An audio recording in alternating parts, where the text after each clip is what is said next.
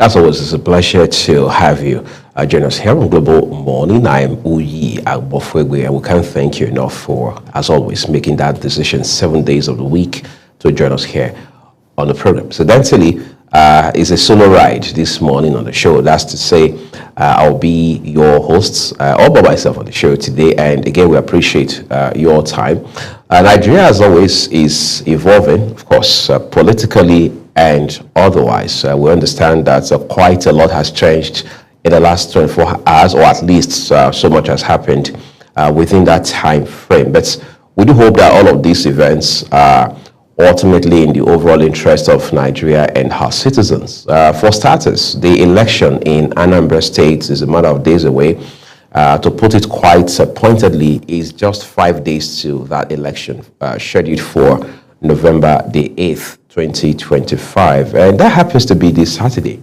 Just a couple of months ago, we started giving you heads up about Anambra State governorship election, which, by the way, is an off-cycle election. Today, we're counting days to that time. We understand that the gladiators themselves, who before now had thrown their hats in the ring, now ramping up, campaign, while on the other hand, also tying up all of those rallies across local government areas in the state. Because whether you like it or not, campaign by all means must end by midnight of Thursday, which is just 2 days away. So whatever the political parties and their candidates need to do must be accomplished between now and midnight of Thursday. But what are really the issues in Anambra State? Quite a number of them.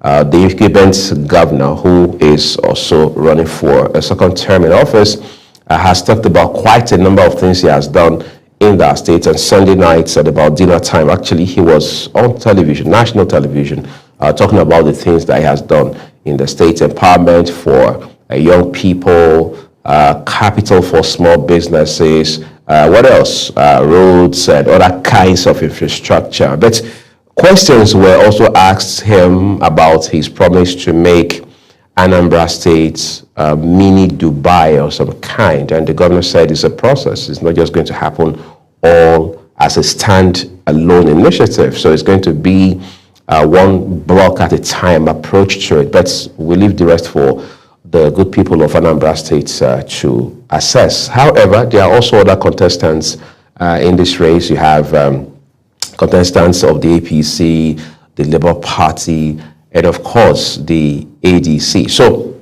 we look forward to Saturday when it will be election day proper. Global Television, just to give you heads up, will also bring you bit by bit accounts of what is going on live from the morning of Saturday all the way till when election results are all in, and then a winner is announced by the Independent National Electoral Commission, INEC. Just to add to that, we understand yesterday the new chairman of the commission, Professor Josh Amukbito, was in Oka, the state capital, to also have, as it's always called, on the spot assessment, more like first-hand assessment of preparation in that state. A few days ago, INEC had told Nigerians that preparation had hit at least 99%, which is almost perfect. I mean, as they say, if you have seen 99, you shouldn't be afraid of 100. All right. So INEC has given assurances and reassurances that the commission is ready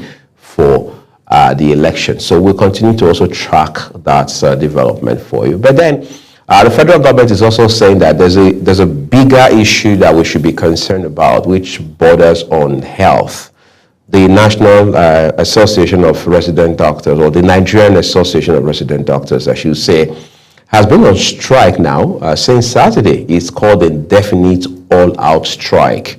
And you know how much of impact that can have if you understand the staff strength or the numerical strength of resident doctors across hospitals in this country. And the government says, well, we're making some 11.9 billion naira available within 72 hours, actually starting from Sunday, to ensure that these issues are resolved as quickly as possible. But the doctors appear to be saying, look, that falls short of our demand. All right. The doctors have made their demands very clear to government, but the government keeps insisting that You've got to go back to work. You've got to save lives. Don't forget your Hippocratic oath. All right. I mean, your work is about life saving.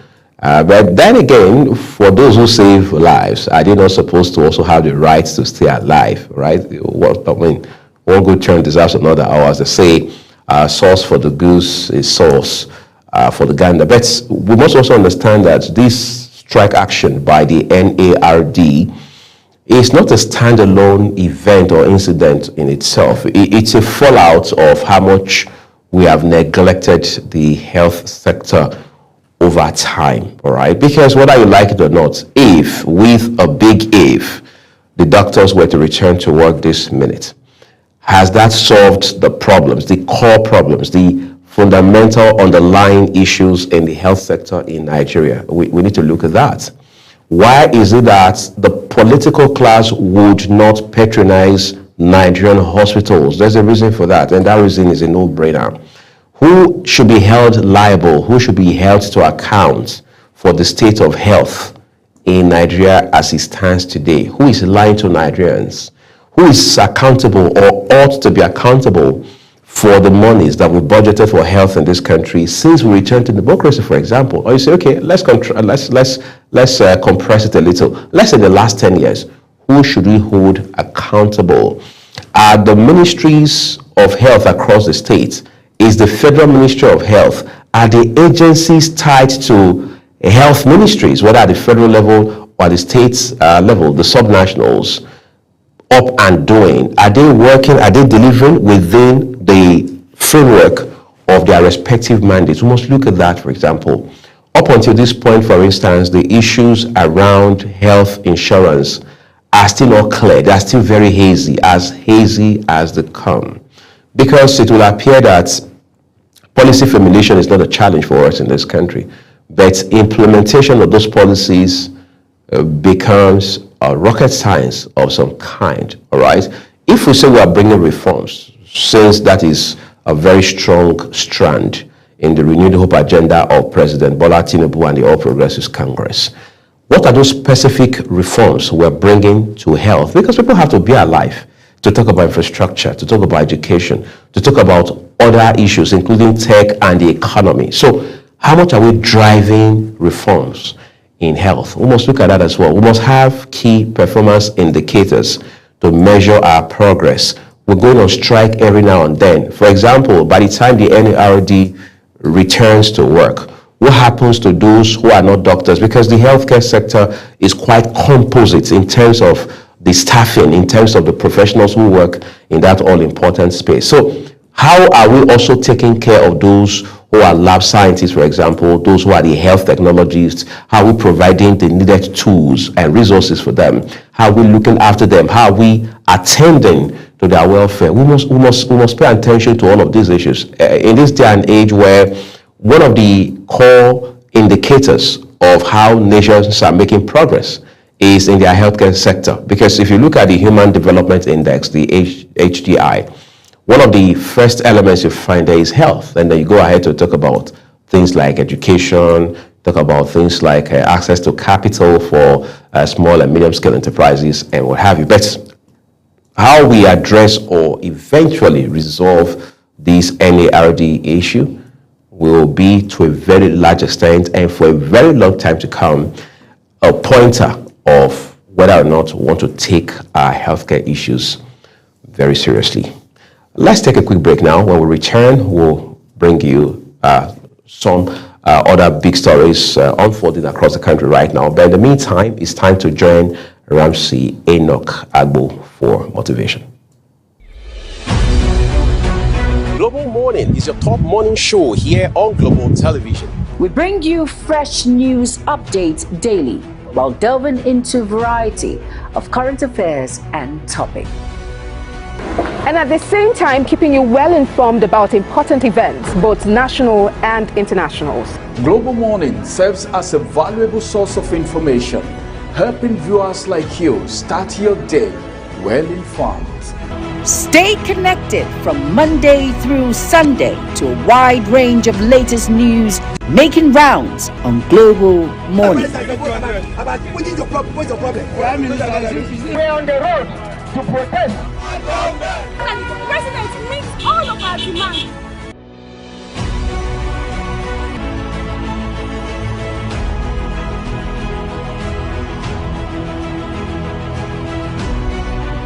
This is Global Morning.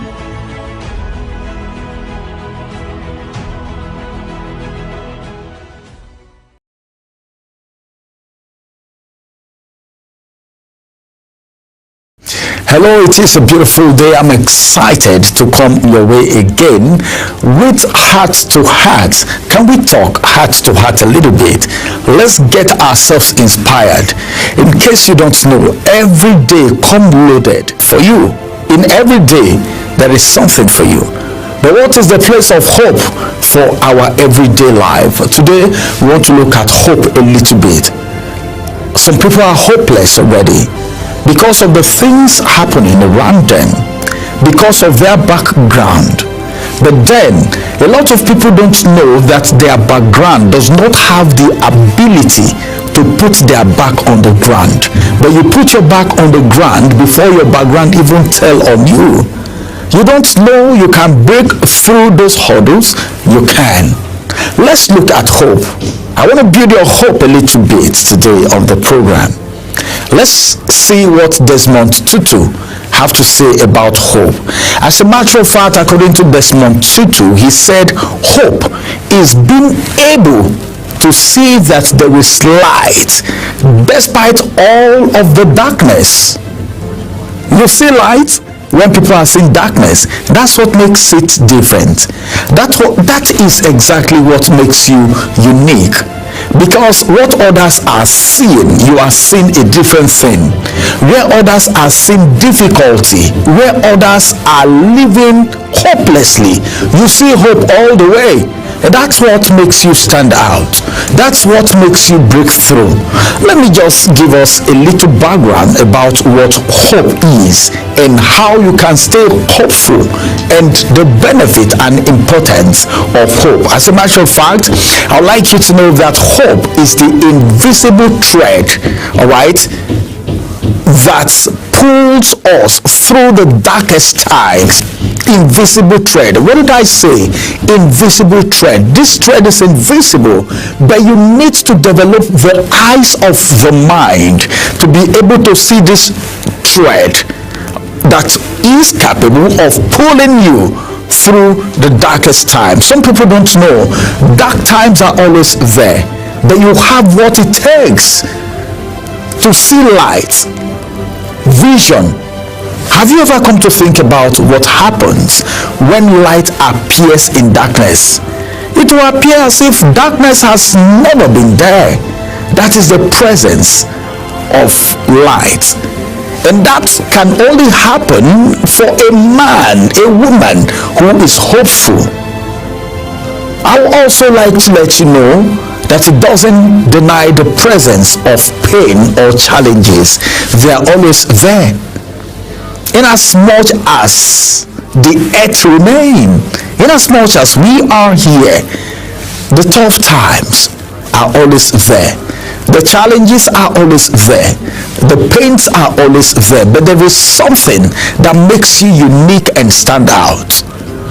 Living your life with the mentality and the mindset that this darkness, this pain, these challenges are not capable to stop you of meeting up with your dream.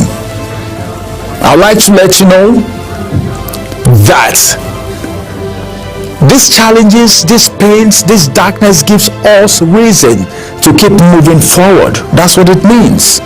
That mentality that you can surmount the hopeless situations around you, in your environment, in your home, in your workplace, in your business places. That single mentality is capable of keeping you moving. You keep moving, you keep moving. I tell people all the time, there is something that is very important in life. That is the mentality that yes, it's good to fly. To be a flyer, a high flyer, to be a high flyer is not negotiable. You want to fly, but if you can't fly, run. If you can't run, walk at least. If you can't walk at all, you are incapacitated with maybe situations, the dark times, the challenges. Instead of you not to be mobile at all, please crawl. What did I say? You have to fly. You are supposed to be known as a high flyer, full of hope. But then if you can't fly, that's not the end of it. Be able to do what? To run. If you can't run, walk. If you can't walk, crawl. But by all means, be mobile. What did I say? By all means, be hopefully mobile. Because there is hope for the living. And I'm so glad that I'm talking about hope today, because in times of despair, when everything else feels uncertain and broken, when hope provides a glimpse of something better on the horizon, it allows people to rise above their present and current circumstances, no matter how, no matter the situation, no matter the grim, no matter what they see, because they believe that change is still possible. That is what hope is all about. But then you should also remember that I am talking about Desmond Tutu today because he's a man of hope. Desmond Tutu has a quote. What does the quote say? That quote that we just read before we got started reminds me personally that hope isn't about just ignoring difficulties. Ignoring difficulty is not just it all, but I believe that it is about believing that difficulties won't last forever. That is how a man of hope thinks, reasons, that difficulties, what did I say, doesn't last forever. It is for a time. You know, let me say this, this might surprise some persons, but you know that if you are always surrendering to difficult times, difficulties will always want to embrace you. That's what it means. But if you know that this difficulty is for just a moment, then you keep pushing, you keep pushing, you keep pushing, pulling out, putting forth for light, because that is darkness. With that hope and that belief that difficult times, challenges, pains don't last forever, gives you the hope that light will soon shine in the midst of that dark time. And I also want you to know that it is time that we all need to give light the chance. In whatever we do, we need to give light, what did I say, the chance. Because I think I need to say this. If I don't say it, then I don't think I'm doing anyone any good.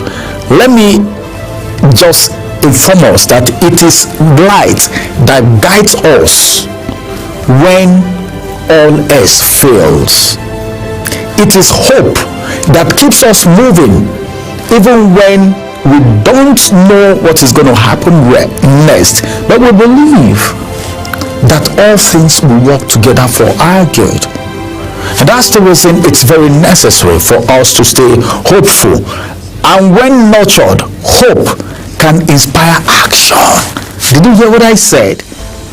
When nurtured, that is to tell you that hope somehow, according to my belief, is a living thing that needs to be nurtured. And when it is well nurtured, something happens. Should I tell you what happens when hope is nurtured? Hope can inspire action.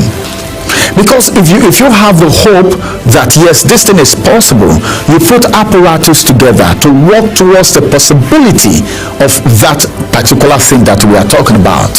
So hope can inspire action, renew strength, and rekindle the human spirit.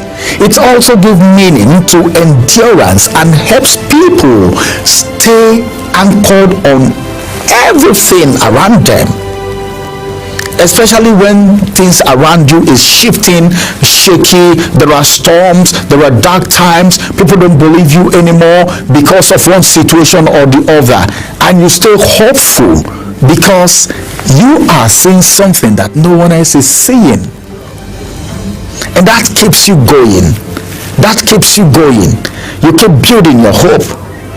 You keep emphasizing on the things that can make you stand out in everything that you do. All right, I believe someone's hope has been restored today. I believe someone who is about giving up, someone who feels there is no hope anymore because of a particular situation, is getting the hope revived again. Please revive your hope, nurture it, build it, allow it to grow, and it will keep you going. Rekindle that hope again. Maybe you were hopeful, but at some point in time something happened and the light of your hope dimmed down and it's nowhere to be found right now. Go look for it. Get that hope back again. Stay hopeful and stay on track. My name is Ramsey Enoch. Thank you. Global Morning is your top morning show here on Global Television. We bring you fresh news updates daily while delving into a variety of current affairs and topics. And at the same time, keeping you well informed about important events, both national and international. Global Morning serves as a valuable source of information, helping viewers like you start your day well informed. Stay connected from Monday through Sunday to a wide range of latest news making rounds on Global Morning. We're on the road to protest. The president meets all of our demands.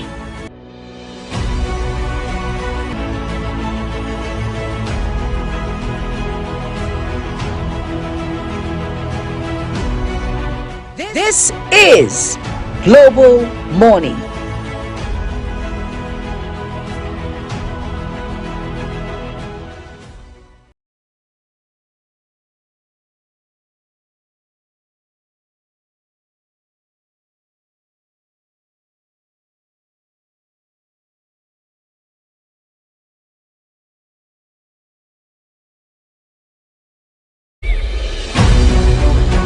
Global Morning is your top morning show here on Global Television. We bring you fresh news updates daily while delving into a variety of current affairs and topics. And at the same time, keeping you well informed about important events, both national and international. Global Morning serves as a valuable source of information, helping viewers like you start your day well informed. Stay connected from Monday through Sunday to a wide range of latest news making rounds on Global Morning. We're on the road to protest. The president meets all of our demands.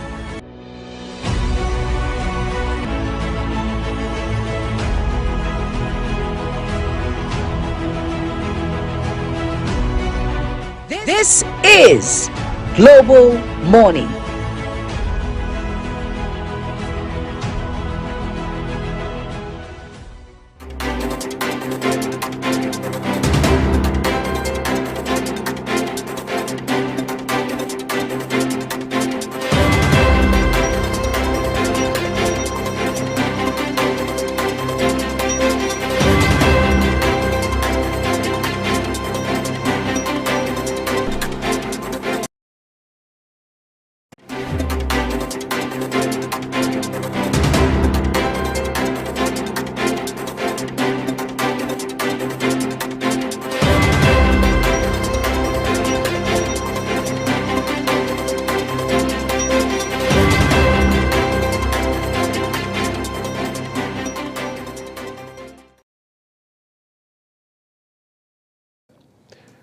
Let's now begin the paper headlines with you.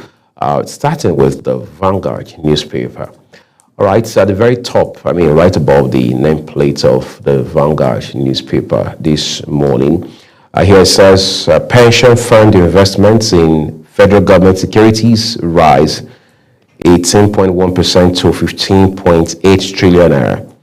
Pension fund investment in federal government securities rises 18.1 to 15.8 trillion naira.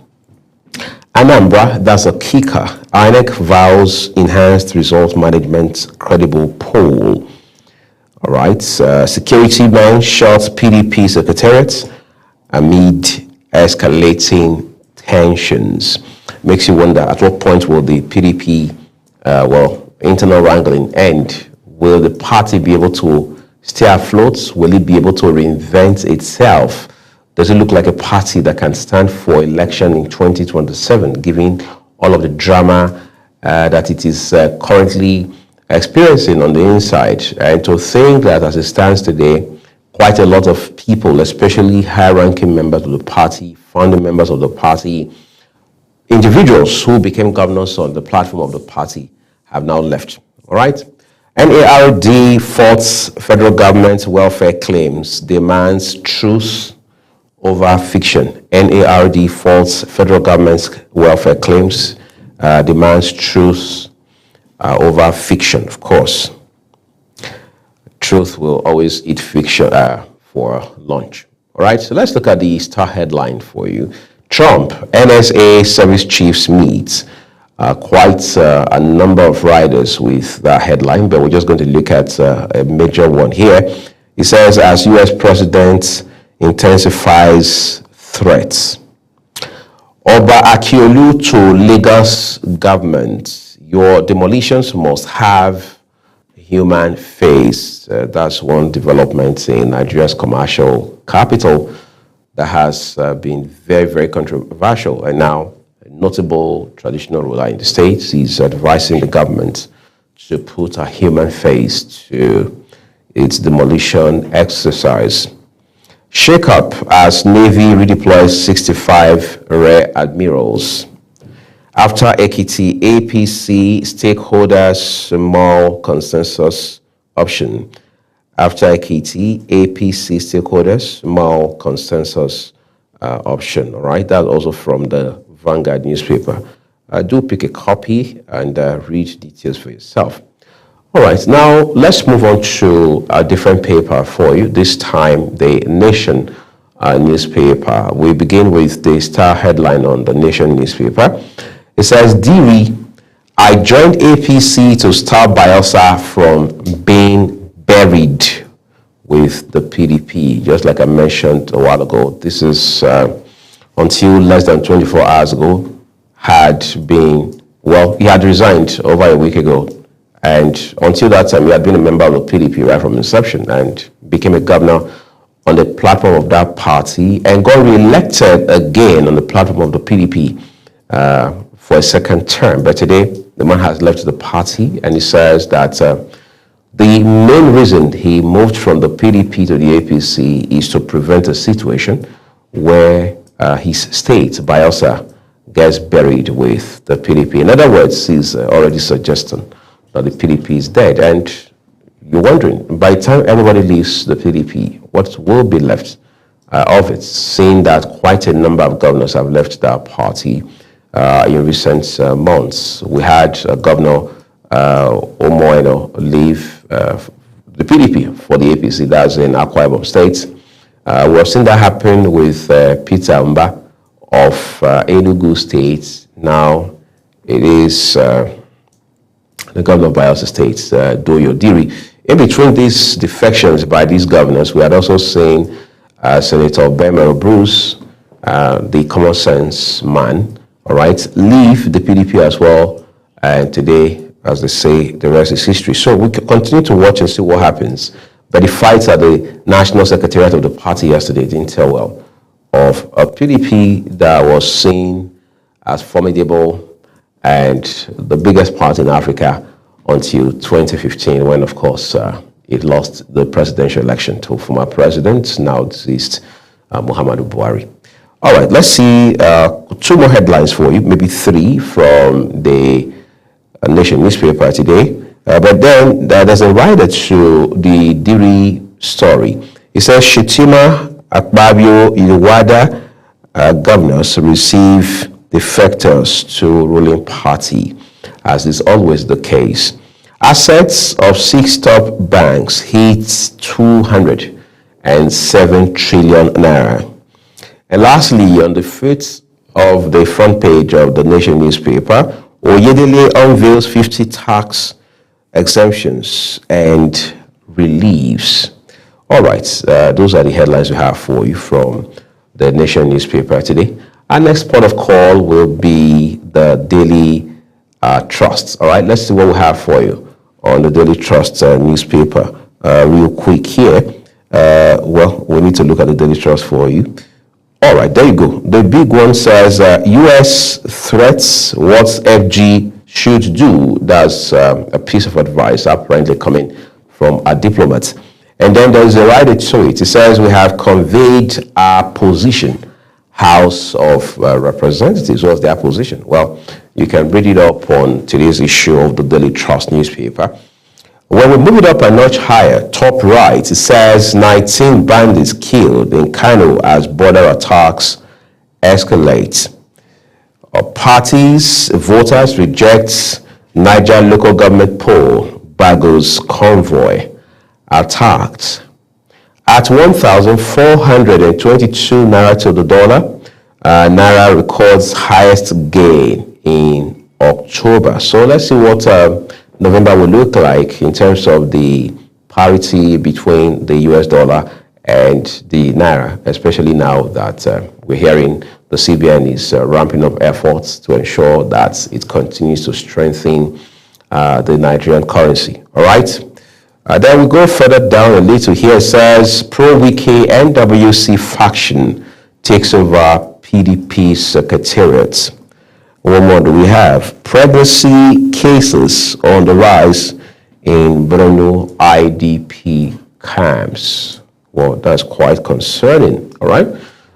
Nigerian stocks shared 244.9 billion naira amid Trump's threats. We're beginning to hear that this threat has quite serious implications for foreign investment and even prospective foreign investors. But let's see how quickly both countries, that is Nigeria and the United States, will resolve this and continue to strengthen ties, whether in diplomacy or trade. Let's look at the last headline for you from the Daily Trust this morning.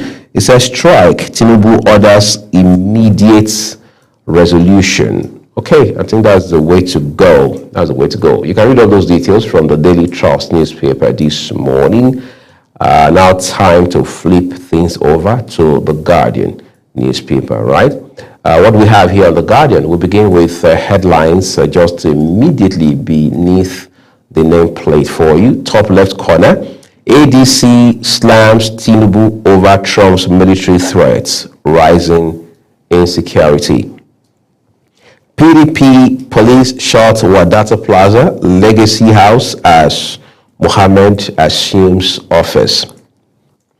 Togo, Niger, Benin owe Nigeria $20 million for electricity supplied in 6 months. So why aren't they paying? That's almost close to, something close to 30 billion there. But why aren't they paying? And what are we supposed to do with this information? That headline, by the way, has a picture of the Minister of Power, Chief Adebayo Adelabu, right there for you. All right.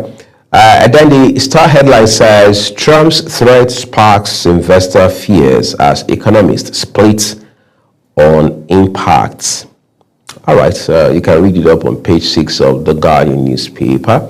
Let's look at headlines on the left side, the right-hand corner, I should say, of the Guardian newspaper. It says FG unveils 50 tax exemptions, reliefs to cushion new fiscal reforms impact. Reports blames government officials for 74% tax on journalists. That's quite interesting. Reports blames government officials for 74% tax on journalists. Why is that the case? Well, details of which you on page 7 of the Guardian newspaper right there. All right. Resident doctors kick as federal government claims payment of 3 billion naira arrears. What exactly is the truth? I'll read up details on page 4. A shake-up in Navy as Abbas redeploys 65 rare admirals. All right, there's a picture of the chief of naval staff right there against that headline. Damagu's camp tags defectors, betrayers as Shettima welcomes Diri to APC. Then lastly here says a group hails court order on proposed PDP convention. We understand there's a court ruling now stopping that convention from going forward, which had earlier been slated for 14th and 15th of this month in Oyo State capital, Ibadan, to be hosted by the governor of Oyo State, Seyi Makinde. But until that order is set aside, it means that convention cannot hold. This appears to be a tussle between the Wike and the Makinde factions. Quite a case of let's see who blinks first. All right. Well, we're blinking, so we can bring you another paper, and that will be the Daily Sun newspaper this morning. Adjacent to the nameplates of the Daily Sun newspaper this morning, we have a headline here that says, PDP crisis assumes new twists as NWC factional nominated acting chair Mohammed takes over national chairman's office. We brought you that story earlier, by the way, in the course of our news broadcast. A Lagos CP declared Sowore wanted over planned protest against Oworonshoki demolition. All right, so that's interesting. And that here you say, well, why must every protest involve Sowore? Maybe we'll find details when you read up the Daily Sun today, and then when we begin to watch how the whole event unfolds, right? Alleged Christian genocide in Nigeria, that's Kika.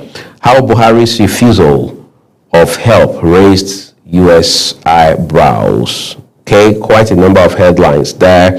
The question is, was there an offer to help from the United States? Did the former president, who is now late, actually refuse any such offer? Well, read up for context and do your own findings. Okay, let's go ahead and bring you 4 more headlines this morning. One here says, Navy redeploys 65 rear admirals in major shakeup. Incidentally, that headline is replicated across dailies today. JAMB uncovers plots by institutions to violate CAP's admission process. Why would they do that? Those are details you can find when you read up the Daily Sun newspaper today. All right. Then one here says, state creation. Kalu NAS members to meet Southeast stakeholders November 14. You will not regret joining APC, Shettima tells Diri. That's an assurance coming from Vice President Kashif Shettima to the latest entrant. Maybe we should say the latest executive entrant from the PDP into the APC in the person of the governor of Bayelsa State, Doyo Diri. Please be sure to read up details of these headlines from the Daily Sun newspaper today. We're taking a quick break now, everyone. When we return, we'll look at a few more papers for you. Please stay with us. Global Morning is your top morning show here on Global Television. We bring you fresh news updates daily while delving into a variety of current affairs and topics. And at the same time, keeping you well informed about important events, both national and international. Global Morning serves as a valuable source of information, helping viewers like you start your day well informed. Stay connected from Monday through Sunday to a wide range of latest news, making rounds on Global Morning. We're on the road to protest. The president meets all of our demands.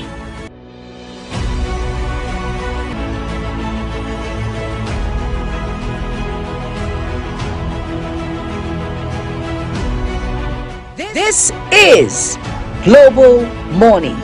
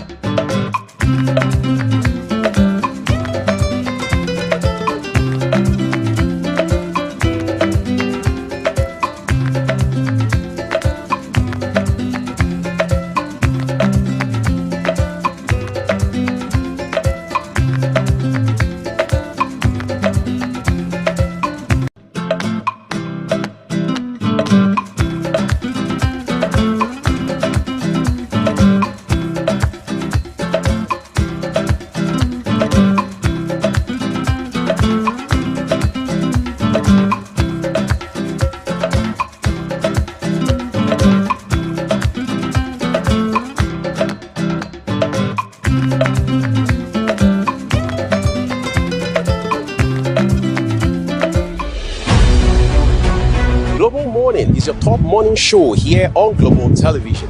We bring you fresh news updates daily while delving into a variety of current affairs and topics. And at the same time, keeping you well informed about important events, both national and international. Global Morning serves as a valuable source of information, helping viewers like you start your day well informed. Stay connected from Monday through Sunday to a wide range of latest news making rounds on Global Morning. We're on the road to protest. The president meets all of our demands.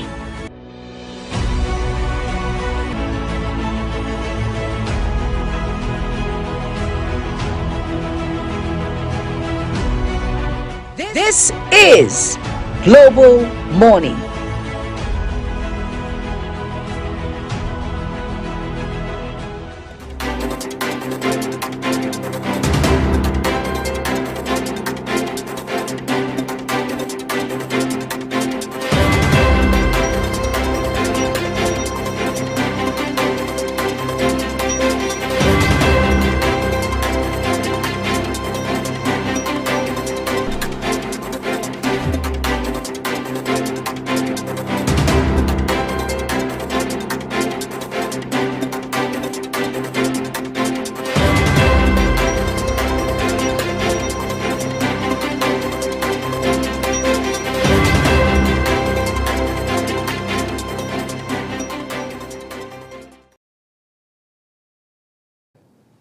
Now time to look at just two more papers for you before we wrap it up with the headlines. The next port of call is the Punch newspaper, top left corner of it. It says Tinubu moves to appoint new ambassadors amid U.S. tension.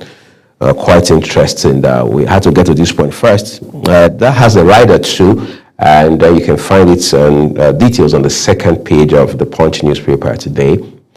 Top right, Diri joins APC, tax PDP, sinking ship. All right, at what point did he start sinking? Is there a leak in the boat? Well, Governor Diri should have those explanations, really. But let's look at one headline here that is adjacent the name plates with a picture of the Minister of Aviation and Aerospace Development, Festus Keyamo. It says, fresh travel tax scheme worth $1 billion as sparks protest. Fresh travel tax scheme worth $1 billion sparks protest. All right, and then the star headline, governors battle Wike as PDP factions jostle for control. The writers say police seal PDP, headquarters. What else? Wike-backed chair moves in. Damagu block films. Tension ahead convention. All right, that's assuming the convention will hold as scheduled. What more do we have? It says governorship poll, that's your rider. Amukpito visits Anambra, parties sign peace accord. All of that happened yesterday in Awka, the capital city of Anambra State. Then we take it further down, bottom right. ANPP bloc sets tough terms to back Tinubu's 2027 bid. You know, at the point, the conversation was around the CPC bloc of the APC following the passing of former President Muhammadu Buhari. But today, the ANPP too seems to be making an offer to say, look, these are the conditions on which we will throw our weight behind you come 2027. Well, let's look at two more headlines from the Punch now. It says NDLEA uncovers new cannabis variant, California loud in Lagos. Obviously, you have several variants of this so-called loud. But now the NDLEA, that's the National Drug Law Enforcement Agency, has uncovered a new variant, which is called California loud. All right? To think that California is a state in the U.S., by the way. It's interesting. OPS, that's Organized Private Sector, Labour rejects 20,000 Naira notes. OPS, Labour rejects 20,000 Naira note. Why do we need to have a 20,000 Naira bill? Is it to help strengthen the value of the Nigerian currency or to discourage cash carrying culture? You can read up details on page 41 this morning of the Punch newspaper. All right. Let's go see our last paper for you, and that will be the Daily Times newspaper. All right, on the front page of the Daily Times now, let's see the one right above the nameplate with a picture of Nigeria's National Security Advisor, Nuhu Ribadu. It says Trump's military action threat. Ribadu service chiefs hold closed door meeting. Well, that's long overdue. What's the Star headline saying? It says Governor Diri's defection, Bayelsa too critical for us to ignore APC. Governor Diri's defection, Bayelsa too critical for us to ignore. That's the All Progressives Congress there, the ruling party in Nigeria, talking. All right, then here we have a couple of headlines. One here says, Nigerian bank customers begin cross-border transactions with Naira Visa cards. Nigerian assets tumble after Trump threatens military action. That's according to a report by Bloomberg. Then one more do you have here? It says Meta NPDC settle out of court in $32.8 million data privacy fine. All right, last one here, CBN mops up 7 trillion naira through OMO auctions, unveils new short-term bills. You can find those details on page 10 of the Daily Times newspaper today. Those are headlines for you this morning. Just to remind you quickly that all of the headlines we bring to you here are exactly as published by their respective publishers. Global Television does not in any way make contributions to them. We'll take a quick break now. The rest of Global Morning returns shortly.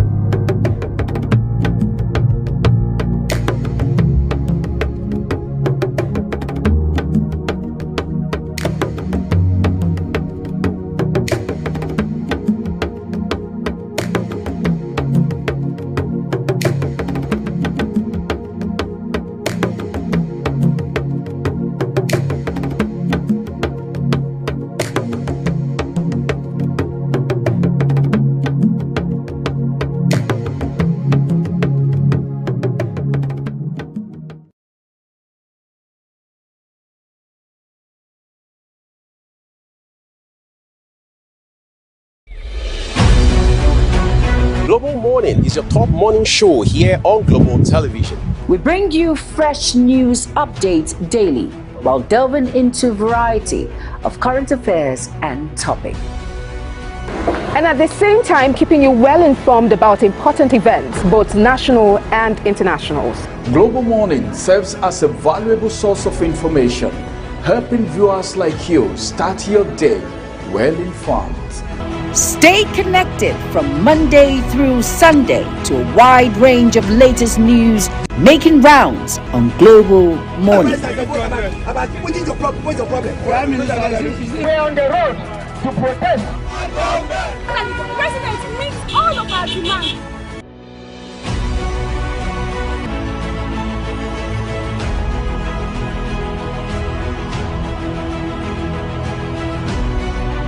This is Global Morning.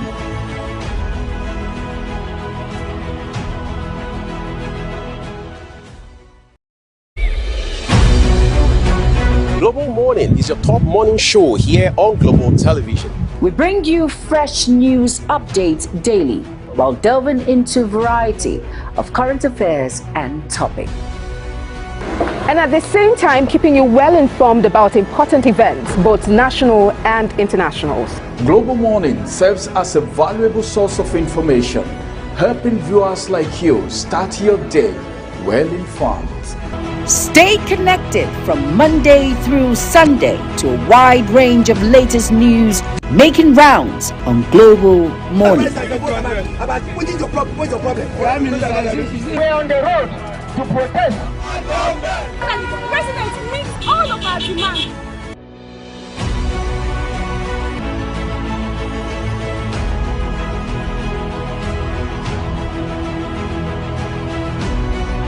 This is Global Morning.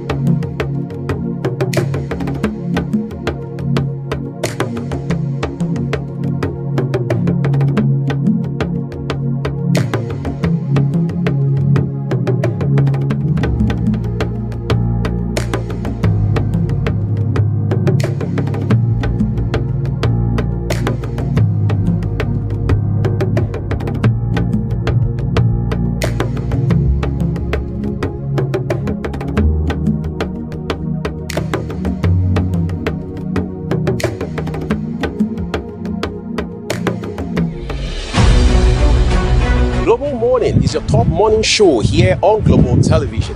We bring you fresh news updates daily while delving into a variety of current affairs and topics. And at the same time, keeping you well informed about important events, both national and internationals. Global Morning serves as a valuable source of information, helping viewers like you start your day well informed. Stay connected from Monday through Sunday to a wide range of latest news making rounds on Global Morning. We're on the road to protest. The president meets all of our demands.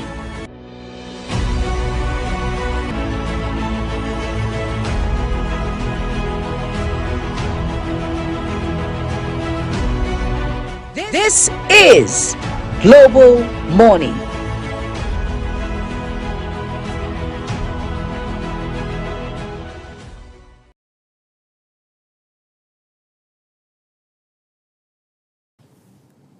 All right, so incidentally today, focus on the program is essentially around the U.S.-Nigeria relations, as it has to do with the very weighty allegation by the U.S. that there has been a systemic genocide of Christians in Nigeria. And that in itself, in the last few days, has raised eyebrows as well as driven up tension. As it stands today, there's the belief that based on threats coming from the United States, especially from the person of the President, Donald Trump, Nigeria is likely going to see American military presence on her soil. What are the implications of such a development, especially given how that even as of yesterday, the U.S. President was still railing about this military intervention?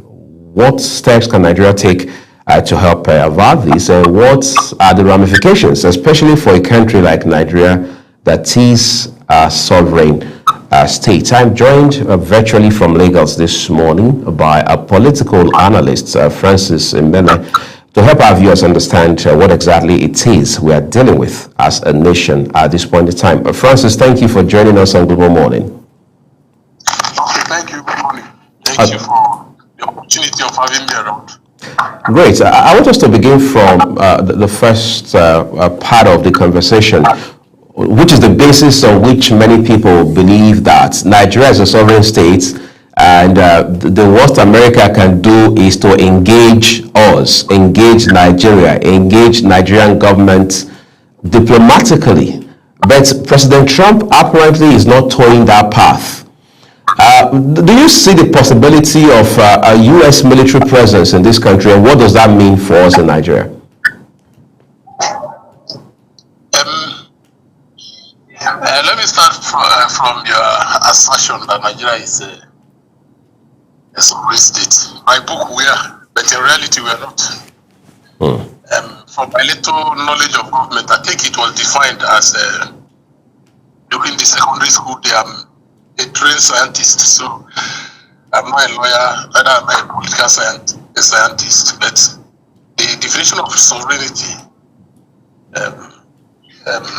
according to what we learn from government in secondary school, is the total supremacy, the highlight supremacy of a state over its current and domestic affairs without current interference.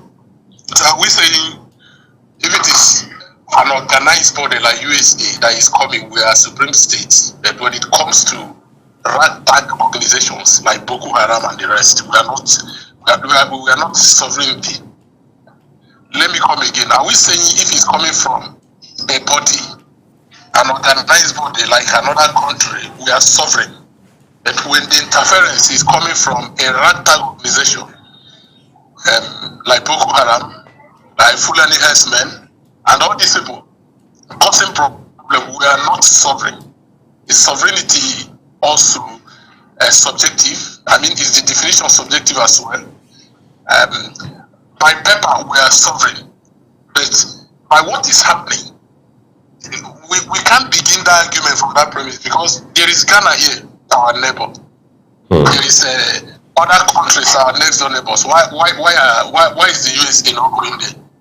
There's been a time that the then Nigerian Ghanaian president was emphatic about Fulani herdsmen, and they were sent away. These are information available in the internet. What is giving us that pride to shout we are? I don't even want to go to the other ways, like dependency in almost everything. A sovereign state whose secrets are known by outsiders than the state. If we want to talk about the state of our current president health, you can get it better from France than in Nigeria. It is possible that virtually no doctor in Nigeria will be fully aware of his medical history, but go to France hospital, you get it. Can you say such to a country like North Korea? You can't say it, irrespective of how acquainted they may be or how diplomatically friendly they may be to countries like China or even Russia. There is limit to what the little man will give out. because he is in control of the state, and we in control of Nigeria. So I don't want to begin with that the sovereignty or this. We are not beating about the bush. I think the crux of the matter is, are we able to protect everybody in Nigeria, irrespective of religious and tribal affiliation? Are we able to protect ourselves? Is it not what we call see finish in the Lagos streets, in our street palace? It's see finish now, because before anybody see you finish, because you are not even coordinated in your own self. It's like a neighbor, your neighbor in a place who says, "This is my house." Every day he's beating his wife. The woman nearly died. "This is my house." We've seen instances where neighbor intervened and even beat the man up. So yes, there is what is called sovereignty, and by definition we are a sovereign state, but there is limit to your anyhowness. You can't just be doing anyhow and you say you're a sovereign state. For example, let me give you an example. Assuming Nigeria now start burning as in openly as a state, burning people, I don't want to say Christian, whether it's enemies, whether it's Islam or Christian or anybody, burning as in killing them openly. And a body like UN or US or whoever want to talk, you say we're a sovereign state. Don't you know there are limits even to this? I think lawyers will know better. All right, let's now you're talking about the issue of sovereignty in the case of Nigeria, for example. But let's look at the approach. Yes, countries can interfere, well, depending on what the circumstances are and the scale of the issues that are at stake. But in the case of Nigeria, for example, even if the US were to intervene, which they have done, I mean, by actually interfering already as it stands right now, is it not an overreach for someone like President Trump to threaten military intervention, to say that he will enter the country gun ablazing? Is that not rascally of a president? I mean, we may not agree altogether that Nigeria is a sovereign state in practice, but are those statements, those utterances by a U.S. president in 2025 not a bit of a gutter attitude? Yes, it sounds so. It sounds, of course, we must admit that even the person that is saying it cannot just enter Nigeria and start fight. Who is he even going to fight? Now, let's put this in perspective. Trump himself is somebody that is well known for brash statement of such, even when he's not going to do exactly what he's saying. But I don't know why we are so much concerned of the statement of Trump, more concerned than the lives that are being killed, massacred. I wish we were online, where I can display the pictures I took by myself in Plateau State, where I served. I was already acquainted with the happenings in Plateau State, having school in the Middle Belt, and also having been in Plateau for several times. So I know all these things will just be possible. You know, this is your question. All this grammar we are doing are all possible because you are in Abuja in one comfort place. I listened to Ruben Apati yesterday. That was very funny. It was something very annoying, but he thought it was funny, saying to me, "I'm a Nigerian. I'm not persecuted," and that person say, "I'm not persecuted too." That's brash. That's insensitivity of a very high order. You are saying because you are in a comfort zone, the people in the hinterland can perish as long as it doesn't concern you. Now, I've been to Plateau. I served there. I even served at Lantan, meaning I entered very well. I passed through all those Mako, Ankelagi. I went down. It's not as if I served that just come back. And I was not among those who just went to report. I lived at Plateau. I did rural rugged across places. I was at Donawa. I slapped a mass grave by myself. It's still in my system. I know what I'm talking about. And I have people who were directly affected. Even from Jonathan. This is doesn't start from Tinubu anyway. Even from Jonathan. So I know what I'm talking about. So the statement is brash. It sounds so.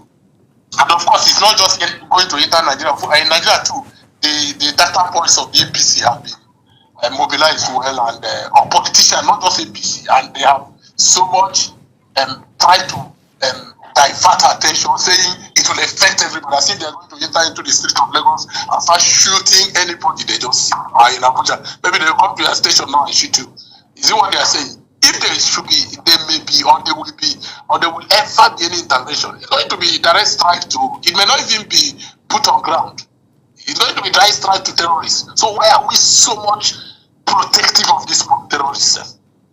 Why are we so much protective of them that if we kill, if 100 people are killed in Nigeria overnight, we will have less reaction to it than we have at this particular statement from Trump, the brash Trump. This is undeniable. I mean, if we wake up in the morning now, we have 500 people slaughtered in a place in Nigeria, and they are being buried. And at the same time, we still hear that the killers are living there, have renamed the city, and are now the new occupant of the city. I'm telling you that it will not raise as much concern as this so-called Trump's brashness has raised. So I don't know why we dwelling on what Trump say, more than putting our house in order, irrespective of political affiliation. What Trump says is simple, it sounds very harsh. In fact, it is. It sounds harsh, it sounds authoritarian, authoritative, it sounds domineering, it sounds intimidating, and the rest of them. But I'm less concerned of what Trump is going to say. Like you and I can actually analyze it politically, socially, economically, we speak on the grammar, but how is somebody who is directly affected from Dogona, Hawaii, Jos, from Southern Ghana, people who have been displaced and their villages, communities renamed and new occupants assumed, and people who are from Agatu in Benue State, how do you think they feel it? Or do you think it's only you and I and Ruben Abatina living in Nigeria? These are all our perceptions. How about somebody who is directly affected? How does he take it? Oh, okay, first of all, I'm going to ask you something else in this regard as well, but you don't know where I live, so you don't know if I'm comfortable or not. In any case, whatever Dr. Obati said, I'm sure there is opinion entirely, but I want us to look at this point in time, the unfolding tension now. From where you stand, from what you know, from the things you've read, and from the history we have seen with insecurity, especially in northern Nigeria, what do you think the Nigerian government's response under President Bola Tinubu should have been in such a way that we can move things real quick in terms of how we address this very nasty situation? Okay. Let me briefly touch what you just mentioned. When I use you on this, because I don't know you, even if I know you, it's generic. When I use you, it's generic. Leave that of it's not really about you, the interviewer.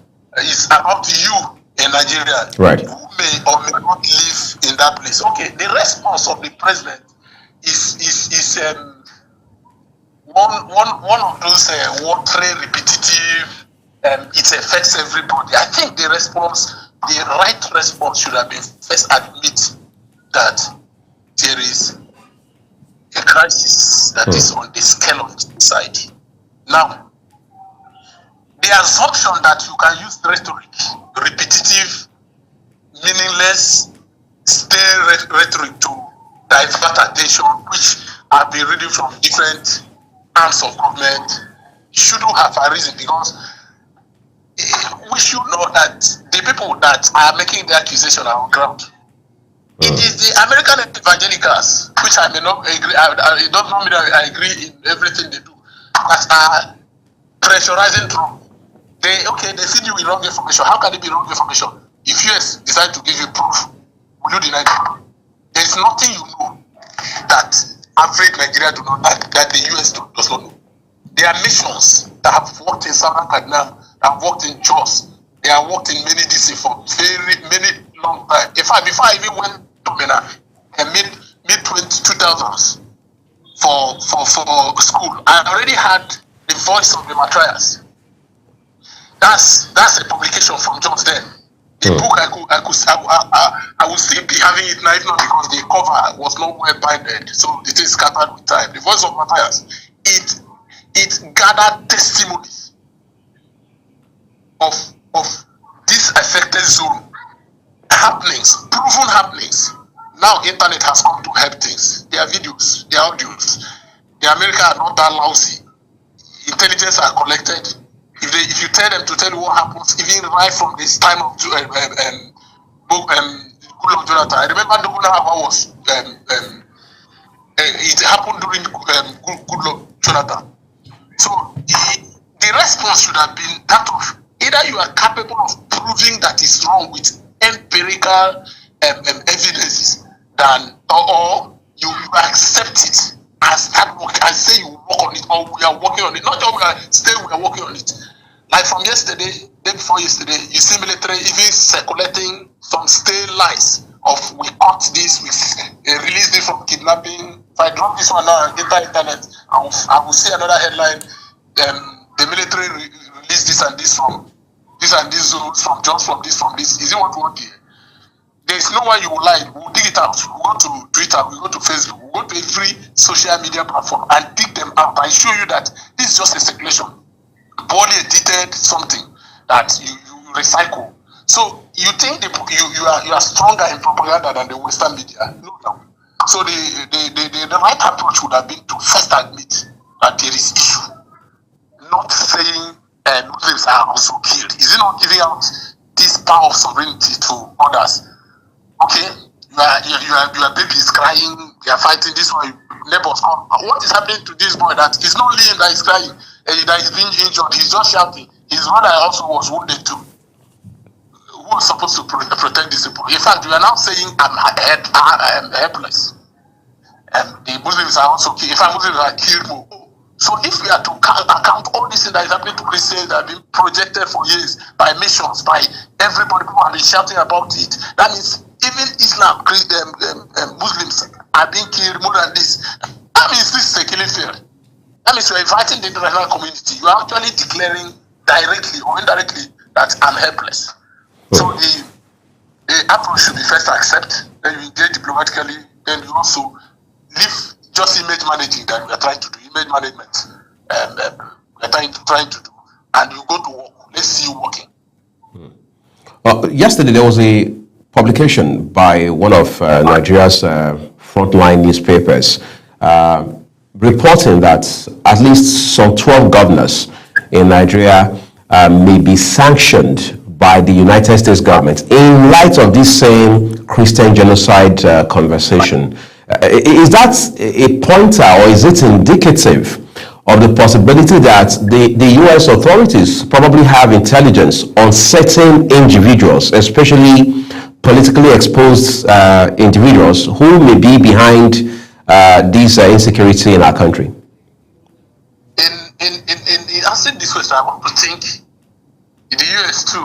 Of course, that's where we follow them too. Sometimes when people start shouting, the U.S. have interest, the U.S. have interest. It's as if the U.S. too has been silenced too for a long time, because why are they even coming up now? They have, it's not just a pointer, it is a proof. It's just a fortification of the existing proofs that they already, of course they know. Was it not during Buhari regime that Saudi Arabia jailed some Nigerians who were accused of or convicted of complicity for is it jailed or sanctioned some Nigerians who were accused of complicity for insecurity? It is also well known that the DSS knew about people who formed Boko Haram, which even the presidency one time, not this presidency, promised to release, and before you know it, they gambled about it. If Saudi Arabia have information, we know the relationship between Saudi Arabia and USA with information sharing. In fact, without even knowing it, Saudi Arabia is no more advanced in information gathering than US. So the US know, and they know the people. Why are they even counting only for these governors? Don't they know more than that? If they even have started by sanctioning, re-sanctioning of those people, bringing back even their wars from US, because many of them are there. If they have started from there, there will be no much uproar. They know whatever made them to keep it for whatever interest is their concern. But the fact is that they know. It's not just a pointer, it's a proof, it's just an enhancement of what you already know. or making public of what we already suspect that happens. The US know. In the words of former President Goodluck Jonathan, America, we know. Yesterday, we understand the National Security Advisor, Noah Ribadu, got into a meeting with the service chiefs. Closed-door meeting, it was said to be. Apparently, again, as part of efforts to address this tension between the United States and Nigeria. If we really want to be proactive, if we really want to be, maybe not a step ahead of the US, but if we really want to bring our A game to this situation right now, do you think Nigeria should be ready for any kind of hostility from the United States, whatever kind?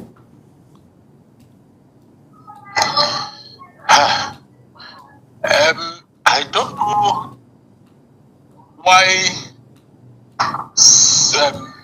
Enyimba should be preparing for a real football match with the blazing club like Arsenal now. Why are we at, of course, I don't think anybody even is envisaging that the best we can do is collaboration, not confrontation. Are we on what grounds? With what weapon? With what are we going to? I don't even think US is ever imagining direct confrontation with Nigeria. I do not also believe what the Trump's threat is anyway suggestive of that. If Trump is coming to Nigeria for whatever, I want to believe it's going to be on air targeting of the suspects, which are the real hoodlums in the bush. It's not going to affect any man in Kano streets. If they are going to talk about sanction, it's just like they appointed already 12 governors from northern Nigeria to sanction. The others from south, it's not geographically restricted to sanction them too. So I think that's the best they can do in the city, but not entering inside this we are trying to make of it. Okay, it's going to affect anybody. Maybe inside the city and start shooting everybody as if they want to kill Nigerians. It's not like that. So we shouldn't dwell on that very much. And I do not think by the widest imagination that Noah Ribadu is gathering security chiefs in preparation of confrontation with the United States of America. I don't think anybody, even President Tinubu, even dream of that. It's not just apart from the fact that we are subpar with them, we are also not ready. I don't think Nigeria is even ready to go and fight Cameroon today. Nigeria, this our Nigeria, this our military. I don't think we're ready to go and fight anybody. This country, this military is well trained beyond limits by insurgency and the rest of them for decades. It's well trained beyond limits by corruption, by a lack of equipment and outdated equipment. And you are not going to fight South Africa, you want to go and fight USD.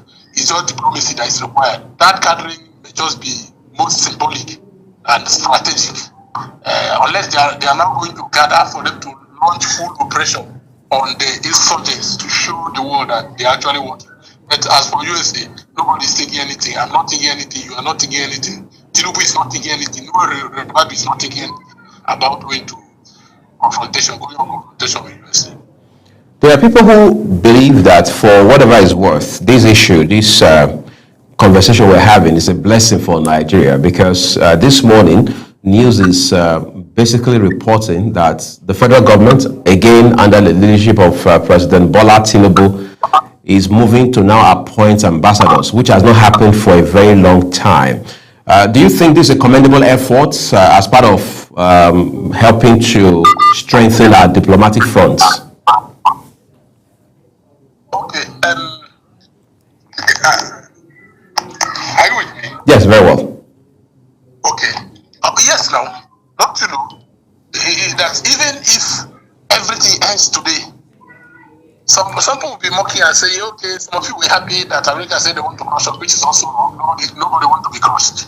Even if everything ends today, the awareness of the killings, whether we call it genocide or not, the sense of recognition by the real victim, not you and I, the real victim, the sense of awareness also by the perpetrators that the world has seen. Because it has lingered so much that even the killers, even the sponsors might be thinking before now that they were hiding. That they know, yes, the world know, even if something is not happening now, something can happen. It has already created an atmosphere of joy, peace, rejoicing with the people that are affected. Then the other part you are talking about, diplomatically speaking, why should we not have ambassadors by now? Is it not the ambassador that is legally or rightly supposed to be engaging the US even before the presidency tried to? Because the ambassador already is supposed to have a very clear diplomatic channel.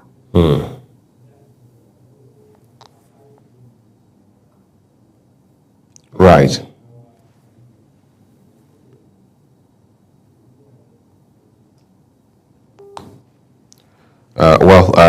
I guess we just yes, you were making a point. Please, can you just go on with your point? Someone was giving reason to protect the government. These boys to justify our inability of having ambassadors, saying to maintain one ambassador is 300 million something. The thing is rubbish, because it's like saying, okay, food is very expensive. That's why I'm not going to eat today for the next 2 months. If I'm not going to eat this year, that's exactly what it means. The ambassadorial position is not just one of those positions. They are not chief of staff that you can do without. They are not some ministry that you can match. They are not. They are life wire of a country's diplomatic outreach. It is ambassadors that actually directly link conflict. And this is just we are ambassador of US. And he's meeting with maybe Pence or Secretary of State or whoever. That we don't have. And you are giving a reason. People that bought, how many did they spend in renovating? It's not that $9 billion they spent in renovating and putting in former international conference center that is now renamed. How much are being looted on it? How much did we budget for the never going to be completed whatever coastal road? How much are we spending in paying off National Assembly looting in National Assembly that cannot be caught to maintain such position as ambassador? So it's a good news, a very good news. It will force the presidency to have ambassador. It doesn't have to be in all countries of the world. Strategically, how can you be having US without ambassador? Even as it is now, why should we be having a China without ambassador? UK, that is our whatever, should have ambassador there. You pick some states. If we have 50 countries across the globe, for instance, you pick at least 5. If there is any reason not to increase, ambassadorial position is not one dormant or useless position. You can say, I want to scrap it. It is required to maintain a state across the globe. So it's a good news. Great. We're taking a quick break now, Francis, just for a few seconds, so you can catch your breath. And we're coming back to ask you a few other questions. For example, issues around what the AU or ECOWAS should be doing, how they should be responding to an issue like this. Those are some of the other elements we want to look at in this conversation after this break. Please do stay with us. Global Morning is your top morning show here on Global Television. We bring you fresh news updates daily while delving into a variety of current affairs and topics. And at the same time, keeping you well informed about important events, both national and international. Global Morning serves as a valuable source of information, helping viewers like you start your day well informed. Stay connected from Monday through Sunday to a wide range of latest news making rounds on Global Morning. We're on the road to protest. The president meets all of our demands.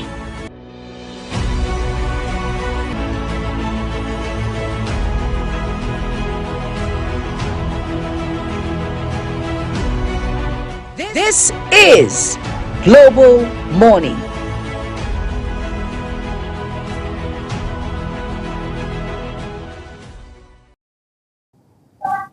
All right, Francis, I need to ask you this real quick. There is the theory that, yes, even though the U.S. may have some, evidence regarding these very weighty allegations, but the underlying motivation for them is their economic interests in Nigeria, number one. Number two is they say in recent times, Nigeria is beginning to tilt more towards the East. China, Russia, and what have you. And of course, you know about the BRICS now as against the G7 and all of that. Don't you think there is more to this than meets the eye in terms of what we basically will call in international politics enlightened self-interest? Okay, of course, we are humans and we are exposed to international and regional politics. We cannot just rule out interests. And that's I'm not a supporter of certain things does not mean I don't support Nigeria. You know, something will happen, you'll be saying how I wish we were doing well. How I wish we were doing well. The same people that are parroting these things will be the same people that will launch counter protests against anyone who internally want to protest against killing. I mean, the same people parroting American interests are oil. We shouldn't even be mentioning resources. Are we living like people that have resources? If our politicians steal the resources and take it to America to build university, to build industry, to build America, to put their children, America come and steal the resources and go there. In fact, America will even be less brutal when they are harnessing the resources, because I'm telling you that if you've seen, if they are the one exploiting our natural resources, those communities will not be in disarray. I mean, if they are doing it legally, not when they are using parties and the rest. So they will even be better, even better off than our politicians doing the same. Which has, when you say a common man, America want to take our resources. This is best way ever job. What resources are they taking from you? So we can't rule out those ones. But those points cannot becloud our reason so much so that everything we condemn with because they have interest. Okay, let's do something so that they will not have interest now. Okay, it's plausible between you and I. You, as I said before, is generic. But the plausibility structure changes when you take it to somebody who is a direct victim. You take it to somebody, you are telling somebody in Plateau State that is being killed, or, I've met some people that anything that they have, both extended family have been wiped out. Right. You can understand somebody who is standing alone, he has nobody on this earth. He's walking. If he dies, nobody looks for him. Why? The family have been wiped out. Now you are bringing that person and telling him, America want to take our resources. Is it not better to take our resources? I'm talking on behalf of the person and allow him to live. I saw what Otom did as a point in God provoked. I'm talking about the former governor of Benue State, and did that mass burial in a manner that has not happened before. In Plateau, it is church that normally do it. The governors are there playing political correctness, but Otom praised and did it. And that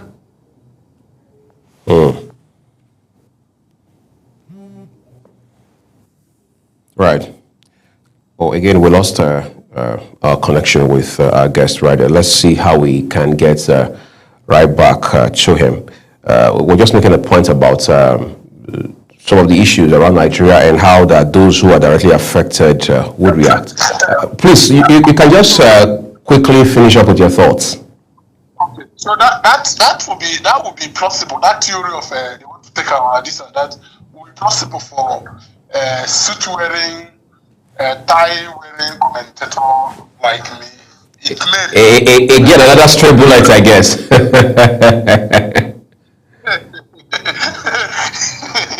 I'm telling you, but the farmer in the bush who is a direct victim, it will not be plausible. Right. And we remember that Nigeria does not belong to us alone, it belongs to all of us.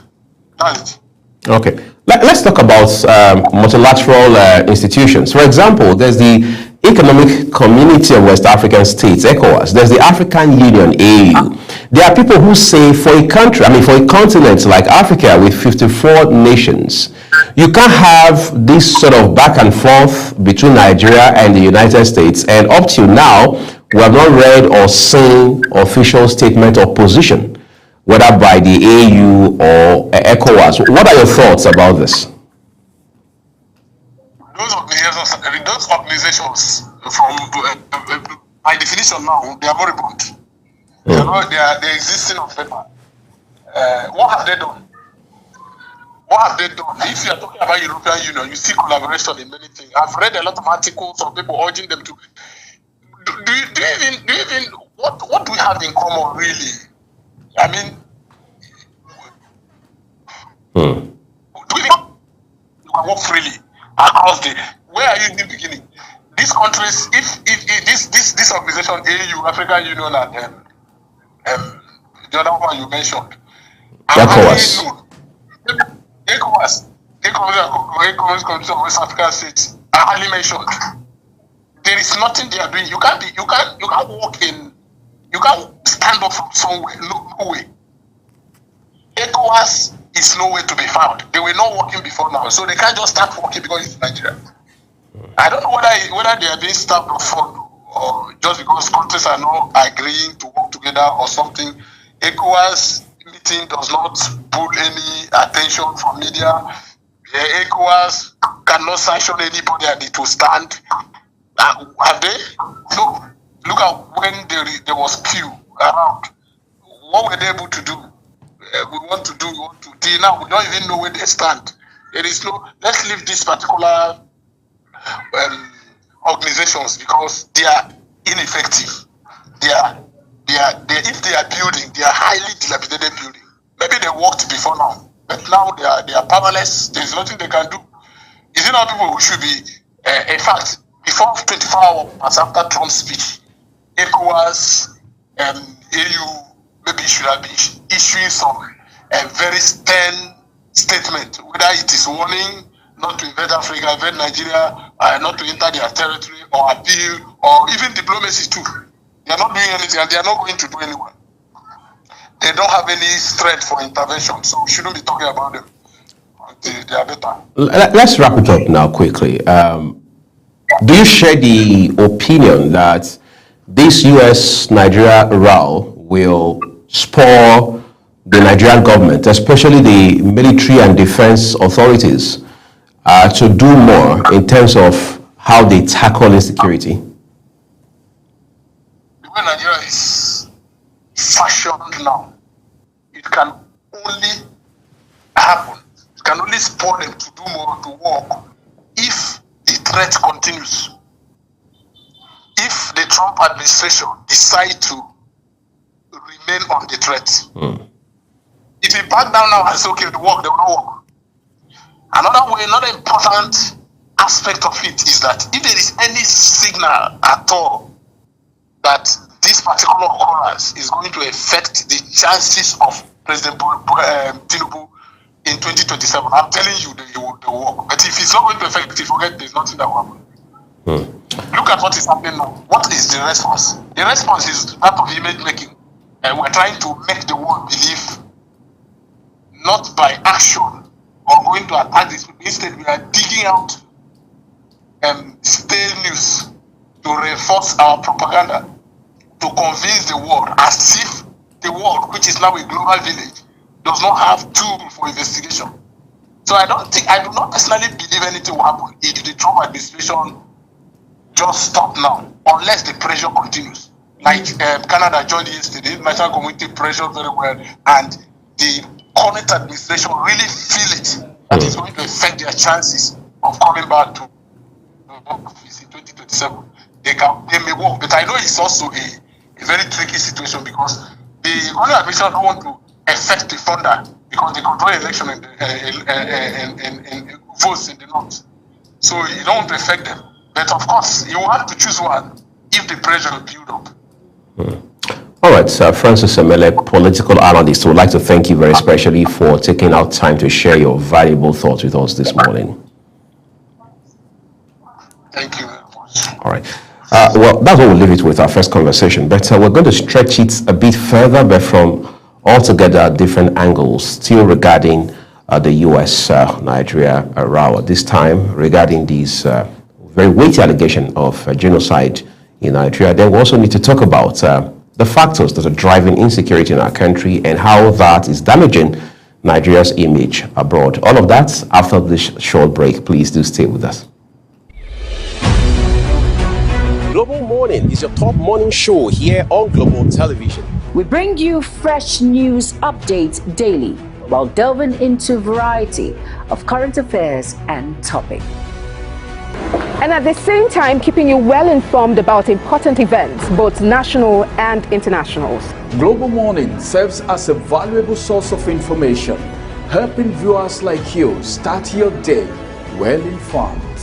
Stay connected from Monday through Sunday to a wide range of latest news making rounds on Global Morning. What is your problem? What's your problem? We're on the road to protest. And the president meets all of our demands.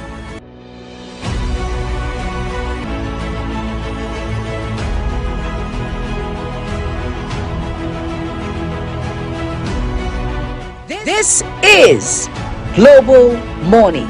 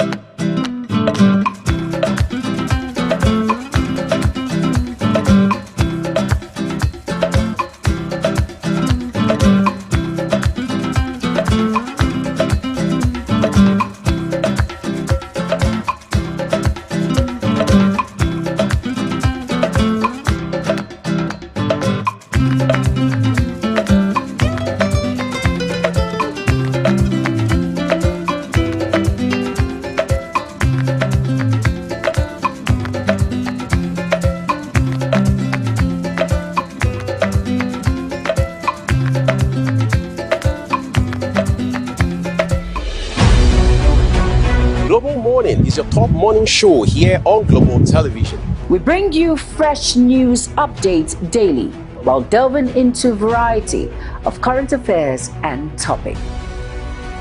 And at the same time, keeping you well informed about important events, both national and internationals. Global Morning serves as a valuable source of information, helping viewers like you start your day well informed.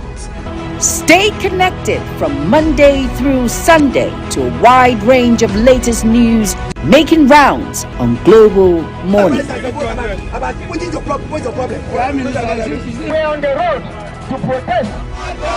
And the president meets all of our demands.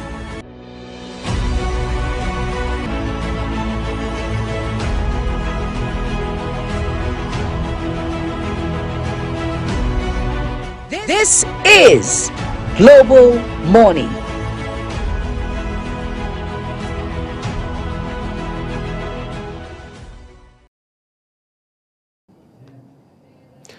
Minister of the Federal Capital Territory, Nyesom Wike, was on national television yesterday. He talked about quite a number of things, issues of national interest. However, he also talked about how that the issue around genocide or Christian genocide that has now been labeled is false. According to him, it is the same tactic that had been used against former President Goodluck Jonathan of the People's Democratic Party in 2015, and he says this is now a recycled version or variant of it, and he says it is politics taken too far. And now that brings us to the concern around politicizing every single thing, because whether or not there is Christian genocide or whatever genocide, because again we have established here repeatedly, especially yesterday morning, that every Nigerian life matters regardless of religion. The first thing is the sanctity of life. Even if the person were an atheist, for example, the sanctity of life of a Nigerian, it matters, right? So he says this is politics taken too far. So are we politicizing again the issue of insecurity? Because when it's all said and done, it is not going to be so much about what President Trump or the United States thinks about Nigeria and her security challenges, as it is about what the government in Nigeria, the leadership in Nigeria across board, across the federation is doing in fighting insurgency, in fighting banditry, in fighting kidnapping and all forms of insecurity. While we had former president, the late Muhammadu Buhari in office, one of the things we heard then was that there had been some people who had been arrested and were already being interrogated or even prosecuted. In fact, the Office of the Attorney General of the Federation at that time had put a number to it, said it was 400 of them that were already being prosecuted. But today, Nigerians really can't say for a fact how that case eventually turned out or what the latest is about that situation, which raises the concern around transparency in the way we address issues of national importance. Today, it has become almost like a monster, or maybe even far worse than a monster, the issue of insecurity, especially in the north. Who exactly should be held accountable? At the point we said the problem was for us to change the security chiefs. And the late President Muhammadu Buhari had done that, changed the security chiefs.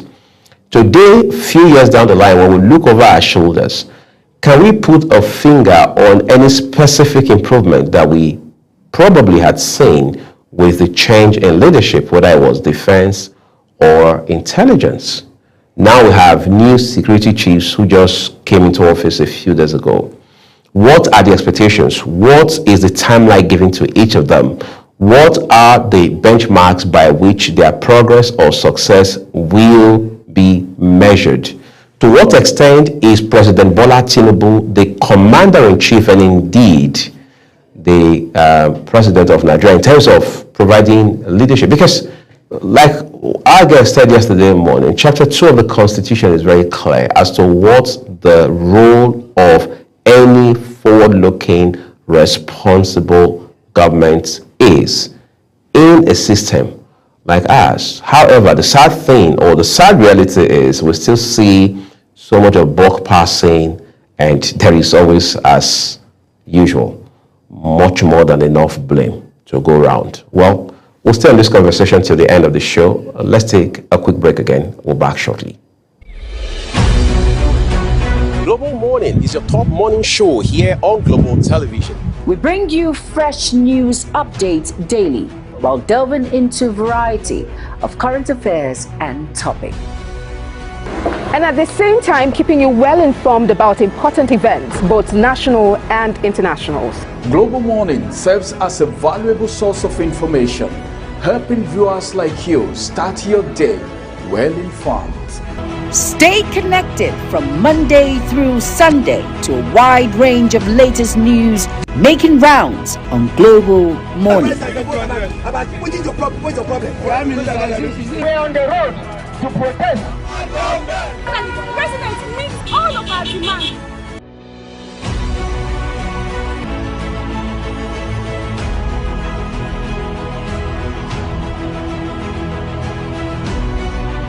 This is Global Morning.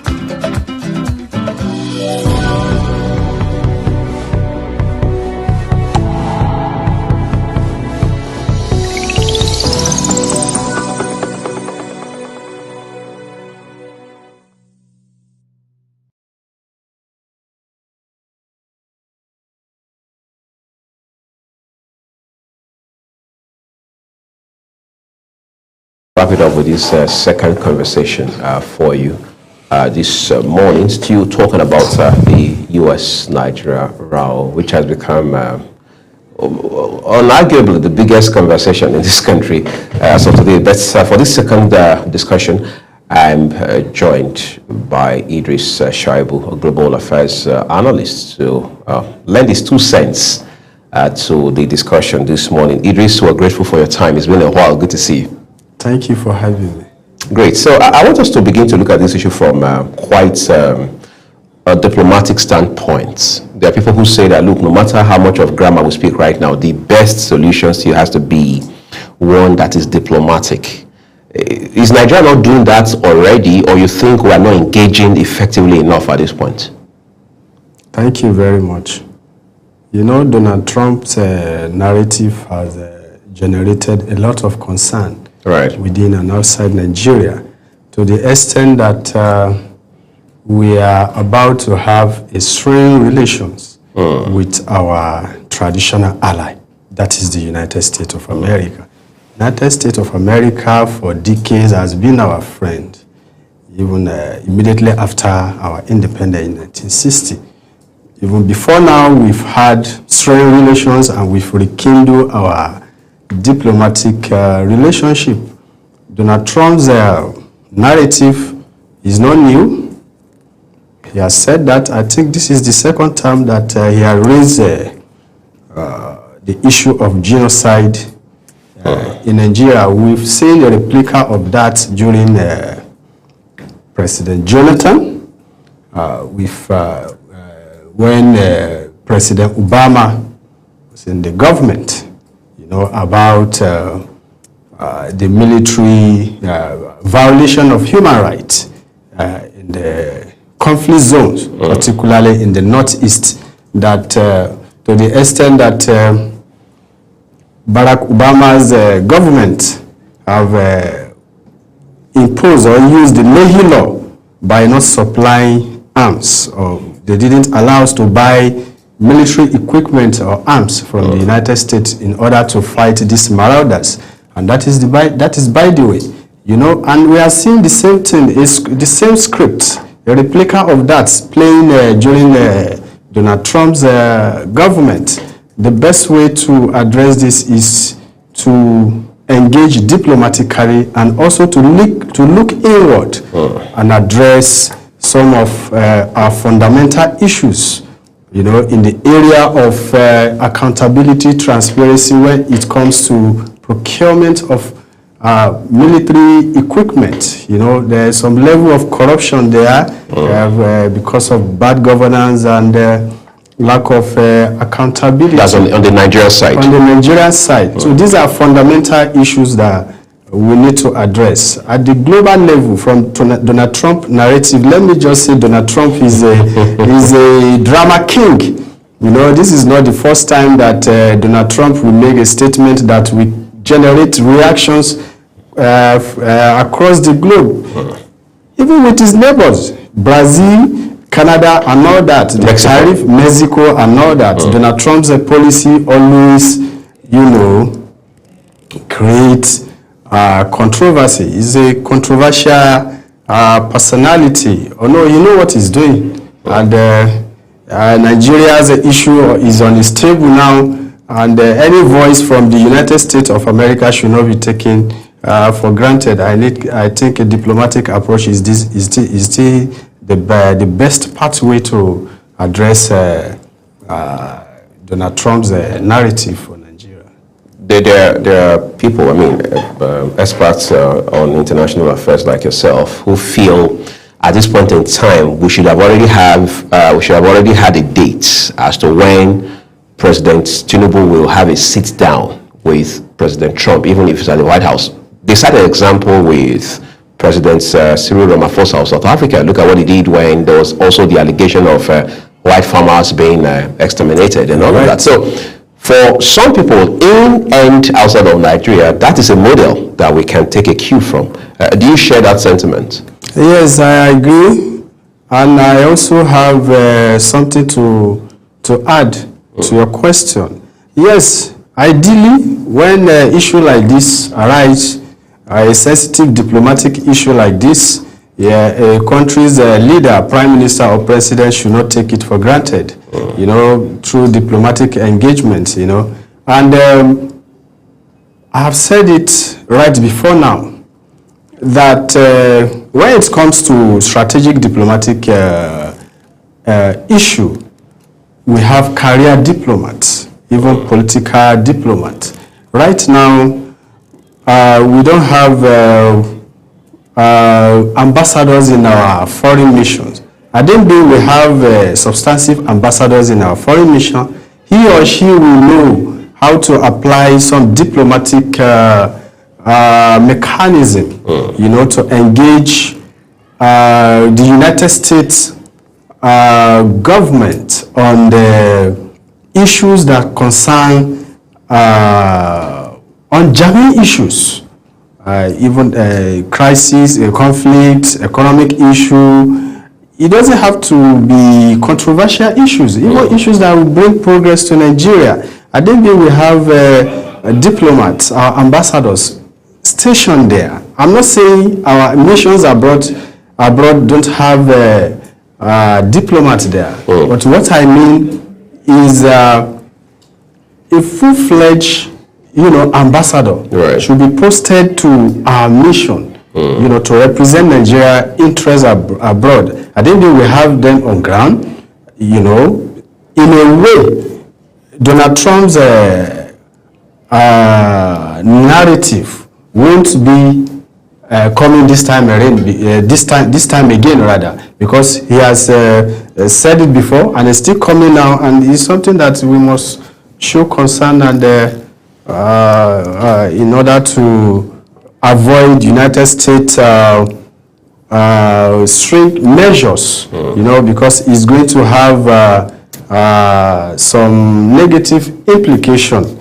There is no way we can undermine United States influence on the world stage, but that is by the way. Nigeria is a sovereign state. In practice or in principle? Even in principle, in practice, both. Nigeria is a sovereign state, whether we like it or not. And we are also part of the international community. We are a member state of the United Nations. So there is a United Nations charter guiding how countries, member states, will behave on the world stage. By that standard, we are all equal.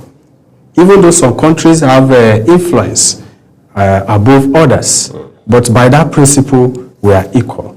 And in our foreign policy, after the principles of our foreign policy, after Nigeria foreign policy, after we got our independence, number one principle is our national interest, the protection of our national interest, territorial integrity. And in line with this principle, I think not even Nigeria, no country will allow any other country, no matter how big you are, to just sit down in your comfort zone because of your status on the world stage, that you just say you are coming to invade a country on an issue that you don't even have, you are not sure. Maybe it depends on where you are getting your records. There are data that debunk this narrative, that both Muslims and Christians are affected by. We cannot deny the fact that we are having conflict, crisis in Nigeria, that people are dying. But the Christians in Nigeria are not the only victims of these killings. Now, I want you to add something to this, but I need to ask a question so I can pivot a little. Just yesterday, I was talking with someone off television, and he said, look, we need to have the conversation about how that every life matters beyond whether the person is a Christian, Muslim, or Buddhist, or whatever, that every life should matter. And government has a responsibility fundamentally to protect every life. Now, that said, the person also made a very concerning statement. He said, every time we say that it's not only Christians that are affected, it's both Christians, Muslims, and everyone in between. We're even indicting ourselves as a people and as a government. The reason he said that is to make the point that every time we say that, we are again telling government that you have not done anything, or you have done very little in protecting your citizens beyond whether they are Muslims or Christians. And if that is the case, I mean, even if we were to remove the Christian label, is it not enough basis for America to interfere the way it is doing right now? You are right. But let me explain better, you know, from my own point of view. Right. What we are seeing now is a very sensitive issue. Extremely sensitive. Extremely sensitive. And it depends on who you are listening to. It depends on what you are reading. When it comes to religion, tribes is attached to emotion. Right. So that is why Nigerians now, this is the time for you to reorientate your mindset on this issue. Get your facts. The reason why some analysts, even concerned Nigerians, are particular about mentioning that is both religions that are affected. They are bearing the brunt. To be honest with you, they are absolutely right. And to go further, it doesn't mean the number, because innocent citizens here are dying. Right. Properties are being destroyed. So we should go beyond that narrative, which I agree with you. We should go beyond that reality. Yes, people are dying. Comparing it is not... it's baseless. It's baseless. So what we need to do is to address those fundamental issues. Protecting Nigerian interests against any external aggression. Our foreign policy has stated that right from the onset. So diplomatic approach is still the best option. Available data reveals that, particularly from some global think tanks, let me use Council of Foreign Affairs, for example. We all know the influence of Council of Foreign Affairs when it comes to diplomatic sensitive issues. For many times, Council of Foreign Affairs connected to our own data, because we have international organization, conflict-related international, conflict-inclined international organization, NGOs that are here in Nigeria, you know, posted to volatile zones where we have this conflict. Their data reveal that there is no genocide in Nigeria. Either tribes or religion. There is no genocide in Nigeria. I can say this again and again. What we are having is that we have some extremists, particularly from the Islamic side. We have extremists that have misinterpreted the doctrine of the religion. You know, they are misapplying the principle or the teachings of Islam. Yes, we have that one. But they are not speaking for the entire Muslims community or in Nigeria. On the Christian side too, you know, we have some extremists.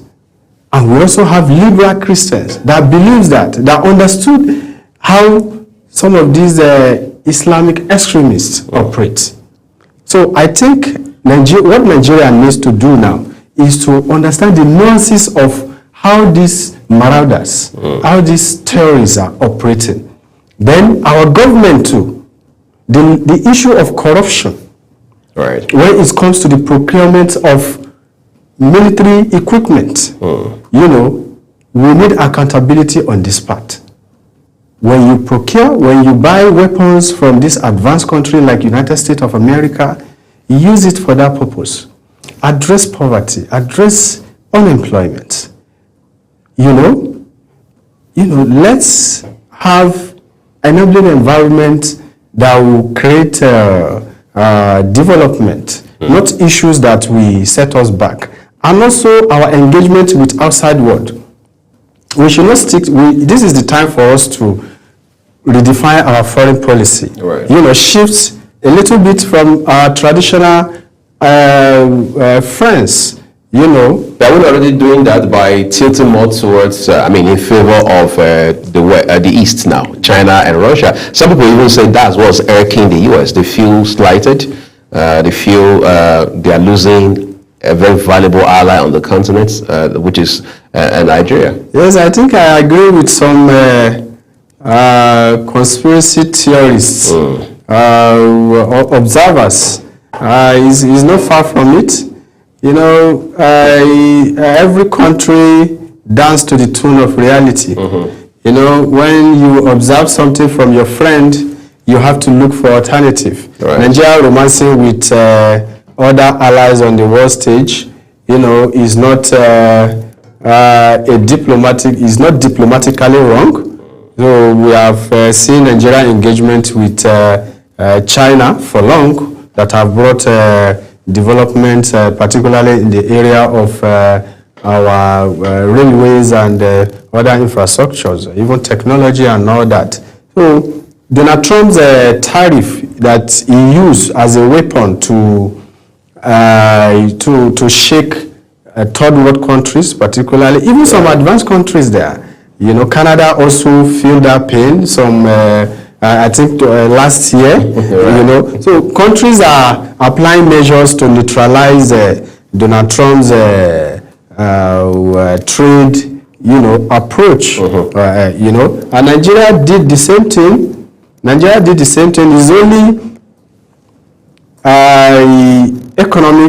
international affairs economic analysts, right. You know, that will give you the accurate analysis on what President Tinubu did.